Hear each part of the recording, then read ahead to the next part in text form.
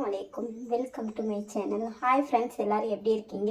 இன்றைக்கி மேகி வச்சு சூப்பரான ஒரு நூடுல்ஸ் தான் பண்ண போகிறோம். அது கூடவே குட்டீஸ்க்கு பிடிச்ச மாதிரி தோசையுமே கொஞ்சம் டிஃப்ரெண்ட்டாக மேகி வச்சு பண்ண போகிறோம். அது எப்படி பண்ணுறதுன்னு வாங்க பார்த்துடலாம்.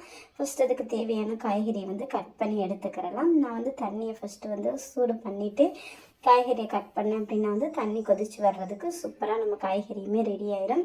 இப்போ நம்மளோட தண்ணி அழகாக கொதிச்சு வந்துருச்சு. இப்போ இதில் நான் 3 பாக்கெட் மேகி சேர்த்துக்கிறேன். இந்த மசாலாவெல்லாம் எடுத்து வச்சுட்டு நம்ம சும்மா மேகியை மட்டும் சேர்த்துக்கிறலாம். சேர்த்துட்டு கொஞ்சமாக லைட்டாக ஒரு 2 ஸ்பூன் அளவுக்கு ஆயில் சேர்த்துக்கிறேங்க. ஆயில் சேர்த்து நம்ம மேகியை வேக வச்சோம் அப்படின்னா கொஞ்சம் கூட ஒட்டாமல் நமக்கு சூப்பராக வரும். இப்போ நம்மளோட மேகி ஓரளவுக்கு வெந்துருச்சு. அது ஃபுல் பாயில் பண்ணாமல் கொஞ்சமாக ஆஃப் பாயில் பண்ணிக்கிறேங்க. அப்போ தான் நமக்கு ஒட்டாமல் ஊற்றியாக வரும். இது ஒரு ஃபில்ட்ரு வச்சு வடித்து விட்டாச்சு. வடித்த உடனே கொஞ்சமாக சில் வாட்டர், அதாவது பச்சை தண்ணி ஊற்றி நல்லா கலந்து கொடுத்தீங்க அப்படின்னா உங்களுக்கு கொஞ்சம் கூட ஒட்டாமல் நான்ஸ்டிக்காக சூப்பராக வரும். இப்போ நம்மளோட மேகி வேக வச்சாச்சு. இப்போ இந்த மசாலா எப்படி ரெடி பண்ணுறது அப்படின்னு சொல்லிட்டு பார்க்கலாம். நான் மேகியை நல்லா ஃபஸ்ட்டு கலந்து கொடுத்துட்டு அதே கடாயை அடுப்பில் ஹீட் பண்ணியாச்சு. இப்போ தேவையான அளவுக்கு நம்ம ஆயில் சேர்த்துக்கிறலாம். நீங்கள் நல்லெண்ணெய் சேர்த்து கூட பண்ணலாம். நான் இன்றைக்கி ஆயில் தான் சேர்த்துருக்கேன். நம்மளோட ஆயில் நல்லா ஹீட் ஆகி வர வரைக்கும் கொஞ்சமாக வெயிட் பண்ணுவோம். நம்மளுடைய ஆயில் ஹீட் ஆகி இப்போ ஓரளவுக்கு வந்துருச்சு. இப்போ இது கூடவே நம்ம நீட்டு வாக்கில் கட் பண்ணி வச்சுருக்கேன் பெரிய வெங்காயம் நான் 2 பெரிய சைஸாக இருந்தனால 2 சேர்த்துருக்கேன். ரொம்ப குட்டியாக இருந்துச்சு அப்படின்னா நீங்கள் 3 சேர்த்துக்கிறேங்க. அதை ரொம்பவே முடிஞ்ச அளவுக்கு லேஸாக சீவிக்கிறேங்க. இப்போ நம்ம அதை ஃபஸ்ட்டு வதக்கி எடுத்துக்கிறலாம். இப்போ நம்ம வெங்காயம் கொஞ்சம் நல்லாவே வதங்கி வரணும். அப்போ தான் நமக்கு டேஸ்ட் ரொம்ப சூப்பராக இருக்கும். அதனால் நான் வெங்காயத்தை ஃபஸ்ட்டு ரொம்பவே நல்லா வதக்கி எடுத்துக்கிறேன். இப்போ நம்மளோட வெங்காயம் ஓரளவுக்கு நல்லா வதங்கி வந்துருச்சு. இப்போ நம்ம கட் பண்ணி வச்சுருக்க பீன்ஸ் உள்ளே சேர்த்துடலாம். அது கூடவே கேரட்டையுமே நம்ம சேர்த்துக்கிறலாம். நான் ரொம்பவே குட்டி குட்டியாக பீன்ஸையும் கேரட்டையும் கட் பண்ணி வச்சுருக்கேன். நம்ம கொஞ்சம் பெரிய சைஸ் போட்டால் அப்படின்னா பசங்க சில டைம் எடுத்து வச்சுருவாங்க. ரொம்ப குட்டியாக போட்டோம் அப்படின்னா அவங்களால எடுத்து வைக்க முடியாது. அது போக அதோட சத்துமே அவங்களுக்கு கிடச்சிரும். இப்போ மீடியம் சைஸ் 2 தக்காளி குட்டியாக கட் பண்ணி அதையுமே உள்ளே சேர்த்து விட்டுட்டேன். இப்போ எல்லாத்துக்கும் வேகிறதுக்காக கொஞ்சமாக நம்ம உப்பு சேர்த்துக்கிறலாம். மேகி மசாலாவில் உப்பு இருக்கும்.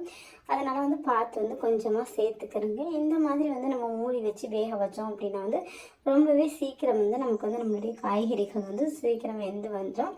இப்போ நம்ம காய்கறிலாம் ஓரளவுக்கு நல்லா வெந்து வந்ததுக்கப்புறம் மேகில் ஒரு மசாலா இருக்கும் பார்த்தீங்களா, அந்த மசாலாவை பிரிச்சுட்டு உள்ளே சேர்த்துக்கிறலாம். இப்போ இந்த மசாலா கூடவே நம்ம எக்ஸ்ட்ரா ஒரு 2-3 மசாலா சேர்க்க போகிறோம். அப்படி சேர்த்து பண்ணும்போது நமக்கு ரொம்பவே சூப்பரான டிஃப்ரெண்ட்டான டேஸ்ட்டில் இந்த மேகி கிடைக்கும். இப்போ இந்த மசாலாவுக்கு பச்சை ஸ்மெல்லு நல்லாவே போகிற வரைக்கும் லைட்டாக கொஞ்சமாக கலரி கொடுத்துடலாம். இப்போ இது கூடவே 1 ஸ்பூன் அளவுக்கு கரம் மசாலா பவுடர் சேர்த்துக்கிறேங்க. கரம் மசாலா சேர்த்துட்டு அதையுமே நல்லா கலந்து கொடுத்துக்கிறேங்க. இப்போ இந்த கரம் மசாலா சேர்த்து நம்ம செய்யும்போது ரொம்பவே டேஸ்ட் சூப்பராக இருக்கும். இப்போ நம்ம மசாலாலாம் பச்சை ஸ்மெல்லு போனதுக்கப்புறம் ஒரே ஒரு முட்டை சேர்த்துக்கிறலாம். இப்போ ஒரு முட்டை சேர்த்துட்டு உடனே நம்ம கிண்டி விட வேணும். கொஞ்சம் முட்டை நல்லா வெந்து வந்ததுக்கப்புறம் நம்ம கிண்டி விட்டோம் அப்படின்னா நமக்கு கொஞ்சம் பெரிய பெரிய பீஸாக கிடைக்கும். இப்போ நம்மளோட முட்டை சூப்பராக ரெடி ஆயிடுச்சு. இப்போ அதையுமே நம்மளுடைய காய்கறியோடு கலந்துக்கிறலாம். நான் கொஞ்சமாக பெப்பர் பொடி சேர்த்துருக்கேன். உங்களுக்கு தேவை அப்படின்னா சேர்க்கலாம், இல்லைன்னா நீங்கள் ஸ்கிப் பண்ணிக்கிறலாம். இப்போ நம்மளுடைய மசாலா முட்டை எல்லாமே வெந்துருச்சு. இப்போ நம்ம வேக வச்ச நூடுல்ஸ் அதில் கொட்டி கொஞ்சம் கொஞ்சமாக கலந்து எடுத்துடலாம். நம்ம மொத்தமாக கொட்டி கலக்கும்போது நமக்கு கொஞ்சம் சிரமமாக இருக்கும். அதனால் கொஞ்சம் கொஞ்சமாக கலந்து எடுத்தோம் அப்படின்னா ரொம்பவே சூப்பராக உதிரி உதிரியாக இதை நம்ம அப்படியே கூட சாப்பிடலாம். ஆனால் பசங்கள்லாம் டிஃப்ரெண்ட்டான தோசை வேணும் அப்படின்னு சொல்லிட்டு ரொம்பவே அடம் பிடிச்சி கேட்டாங்க. அதனால் இதை வச்சு ஒரு தோசை ரெடி பண்ணிடலாம் அப்படின்னு சொல்லிட்டு தான் தோசை ரெடி பண்ணிக்கிட்டு இருக்கேன்.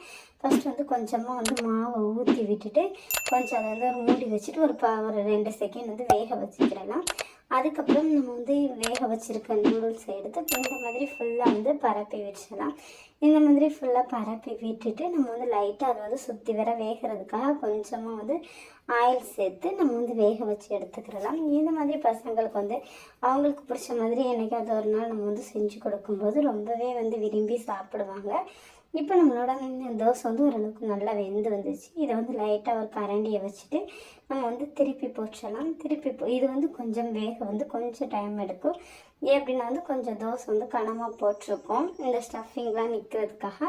அதனால் கொஞ்சம் கனமாக தான் இருக்கும். இப்போ வந்து நம்ம திருப்பி போட்ட மசாலா தோசையை வந்து எடுத்துக்கிறலாம். இப்போ ரொம்பவே சூப்பரான நமக்கு வந்து மேகி தோசை வந்து ரெடி ஆயிடுச்சு. இதை வந்து பசங்களுக்கு வந்து ஸ்நாக்ஸாகவும் கொடுத்து விடலாம்.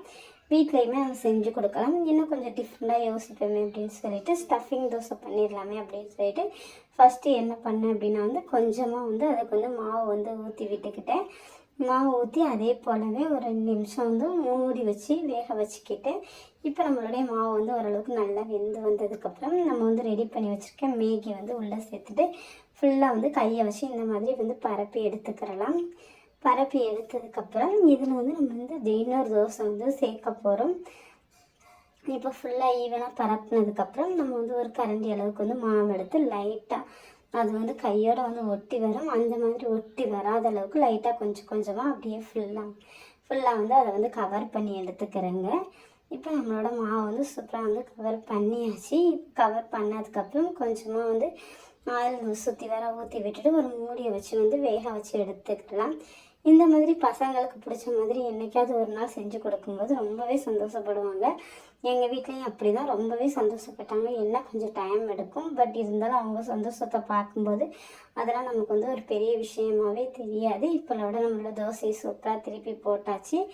திருப்பி போட்டு ஒரு 2 நிமிஷம் நம்ம வந்து வேக வச்சு எடுத்துட்டோம் அப்படின்னா வந்து சூப்பரான ஸ்டஃபிங் தோசையும் ரெடி. நான் வந்து என்றைக்காவது ஒரு நாள் வந்து பசங்களுக்கு பிடிச்ச மாதிரி நான் வந்து தோசை வந்து செஞ்சு கொடுப்பேன்.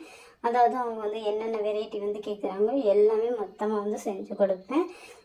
டெய்லியுமே நம்மளால் செய்ய முடியாட்டியும் என்றைக்காவது ஒரு நாள் வந்து அவங்களுக்கு செஞ்சு கொடுக்கும்போது ரொம்பவே சந்தோஷப்படுவாங்க. இந்த மாதிரி வந்து நீங்களும் கண்டிப்பாக ட்ரை பண்ணுங்கள். இந்த வீடியோ உங்களுக்கு பிடிச்சிருக்குன்னு நம்புகிறேன். பிடிச்சிருந்தா லைக் பண்ணி ஷேர் பண்ணி மறக்காம சப்ஸ்கிரைப் பண்ணுங்கள். Thanks for